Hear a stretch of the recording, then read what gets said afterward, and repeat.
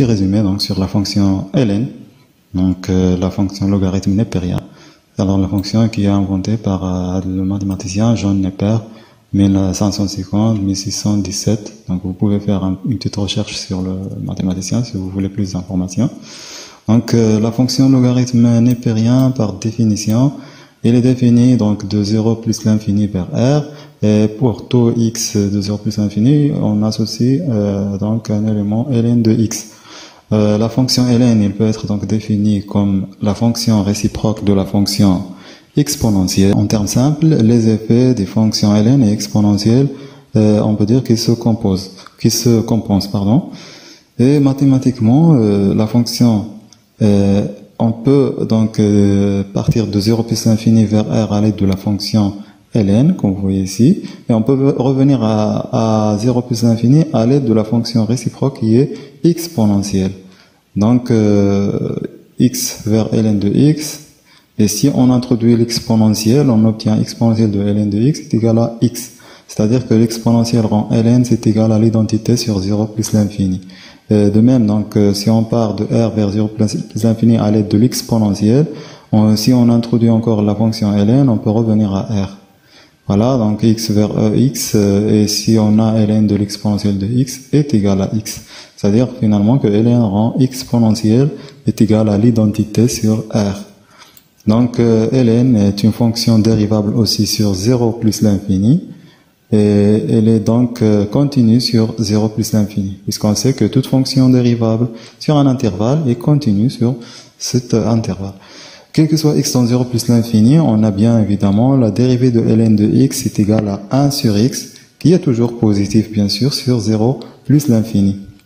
Donc la fonction ln est strictement croissante sur 0 plus l'infini, puisque la dérivée est toujours strictement positive. On peut définir donc la fonction logarithme comme la fonction f dont la dérivée vaut f' de x est égale à 1 sur x, et bien sûr f de 1 est égal à 0. Donc, puisqu'on a ln de 1, c'est égal à 0. En ce qui concerne le comportement de la fonction ln aux bornes de 0 plus l'infini, qui est bien évidemment l'ensemble de définitions, ou bien le domaine de définition de ln, alors on a la limite quand x tend vers plus l'infini de ln de x, donc quand x tend vers plus l'infini, c'est égal toujours à plus l'infini, et limite de ln de x quand x tend vers 0 plus, c'est-à-dire à droite de 0, c'est moins l'infini. Alors, cela veut dire que x égale à 0, la droite d'équation x égale à 0, c'est et asymptote verticale à c de ln, à la courbe de ln au voisinage de 0. On peut aussi citer quelques propriétés algébriques pour la fonction ln, c'est que quel que soit x, y dans 0 plus l'infini, on a ln de x, y est égal à ln de x plus ln de y. Donc, il transforme le produit en une somme. Quel que soit x dans 0 plus l'infini, n appartient à z, c'est-à-dire, on a ln de x à la puissance n est égal à n ln de x. Quel que soit x, y dans 0 plus l'infini, ln de x sur y, c'est ln de x moins ln de y.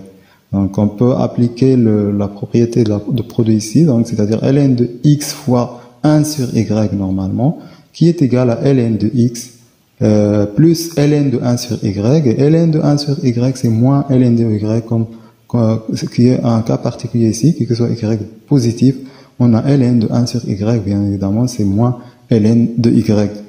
Donc ça, c'est un cas particulier. Donc ici, si on a x égale à 1, donc on aura ln de 1, c'est 0, donc moins ln de y. Que soit x dans 0 plus l'infini, on a ln de racine de x égale à 1 demi ln de x.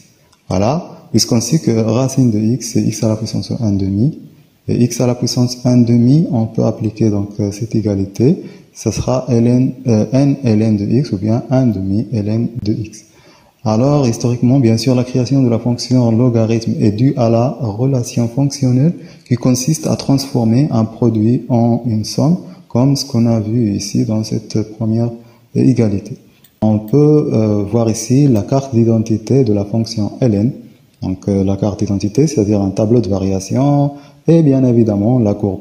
Donc, puisqu'on sait que ln' de x est égal à 1 sur x, qui est toujours positif sur 0 plus l'infini, donc le ln, la fonction ln, est croissante sur 0 plus l'infini, et on a déjà vu les limites au voisinage de 0 et 2 plus l'infini, ce sont moins l'infini plus l'infini.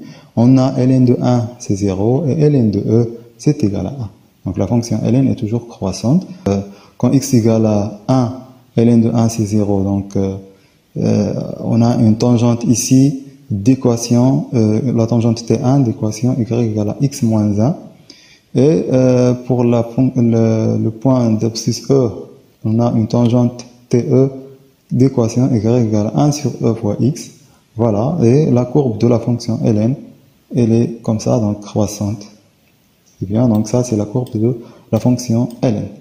Les limites de référence à connaître et à reconnaître, bien évidemment, concernant la fonction ln, on a la croissance comparée, c'est-à-dire lim de ln de x sur x quand x tend vers plus l'infini, c'est égal à 0, puisqu'on sait que lim de ln de x quand x tend vers plus l'infini, ça sera plus l'infini, donc on peut comparer ln de x avec la droite d'équation y égale à x, la première bisectrice, c'est-à-dire en divisant ln de x sur x, ici c'est toujours c'est égal à 0, puisque ln de x il est inférieur à x, on sait que ln de x soit x, donc dans 0 plus l'infini, ln de x il est inférieur à x, par conséquent ln de x sur x, ou bien la limite de ln de x sur x, on peut donc la déterminer à travers la limite de x de x en plus l'infini, donc ça sera plus l'infini ici, et L sur l'infini ça donne 0, donc c'est pour ça qu'on a limite de ln de x sur x c'est égal à 0.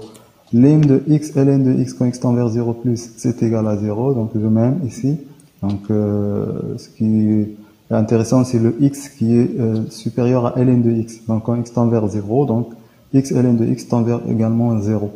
Les variations en 1 bien sûr, donc on a ici lim de ln de x sur x moins 1 quand x tend vers 1, ça c'est la dérivée, donc le nombre dérivé au point 1, donc limite de ln de x moins ln de 1 qui est 0 sur x moins 1 quand x tend vers 1, et ça c'est égal à 1 bien sûr, donc puisque c'est la dérivée au point 1, et la dérivée en 1, c'est-à-dire la dérivée de ln c'est 1 sur x, donc quand x égale à 1, ça sera 1 sur 1 qui est égal à 1 tout simplement. Alors sans ces théorèmes, on aurait des formes donc indéterminées. On peut les utiliser comme limite de référence pour résoudre d'autres limites qui nous donnent des formes indéterminées.